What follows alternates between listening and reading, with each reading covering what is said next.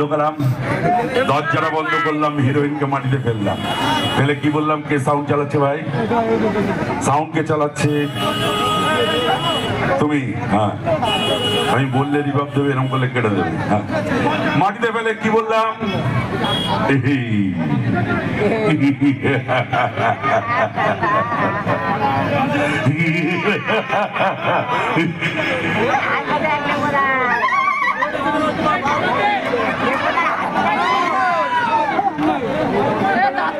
এইবার কোথায় যাবে সুন্দরী?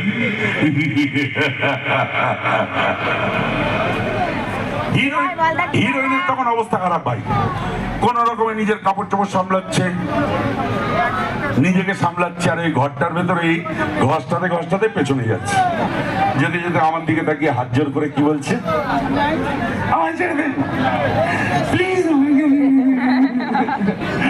আমার সঙ্গে এরকম করবেন না, যদি পায়ে পড়ি, আপনি আমার দাদার মতো। বিশ্বাস করুন, এখনো চুলদারি পুরোপুরি পাকেনি বলে দাদার মতো এখনো বলে, মানে এবছরটাও বলে, কিন্তু আমি শিওর আর 2-4 বছরের মধ্যে আমার চুলদারি পেকে যাবে।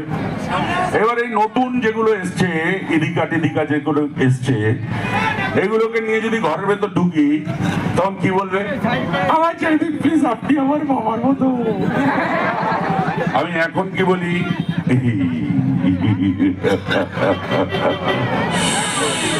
আচ্ছা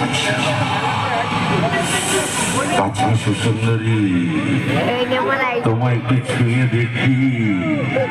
আরে দাদা তো আমার ডাক না।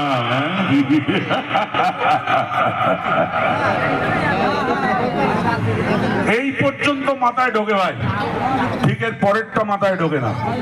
এখানেই আমার যত দুঃখ, যত কষ্ট, যত যন্ত্রণা, আমার ওই প্রশ্নটা, হিরোইনটাকে ধরেছি কি ধরিনি, শাড়ির আঁচলটা ধরে সবে টান দিয়েছি কি দিইনি, কোত্থেকে যাই সালার হিরোগুলো খবর পায়, আমার মাথায় ঢোকে না। সালা বাইক দিয়ে দরজা ভেঙে ঢোকে, আর কথা নেই বার্তা নেই, উদুম খেলাতে শুরু করবে। এরে ভাই 2 মিনিট টাইম আমাকে দে, আগামী হিরোইনটাকে ধরি, কিছু অন্তত করি। সালা ট্রেন লেট করে, বাস লেট করে, ফ্লাইট লেট করে, ট্রাক যেতে লেট করে, হর্ন বাজাতে লেট করে, ফাংশন শুরু করতে লেট করে। বাংলা সিনেমার হিরোগুলো ভিলেনদের জন্য 2 মিনিট লেট করতে পারে না? আর কোন হারামজাদা খবর দেয় আজও আমার মাথায় ঢোকে নি। যাই হোক, আচ্ছা তুই তখন থেকে যে নেপুদা করে যাচ্ছিস হারামজাদা,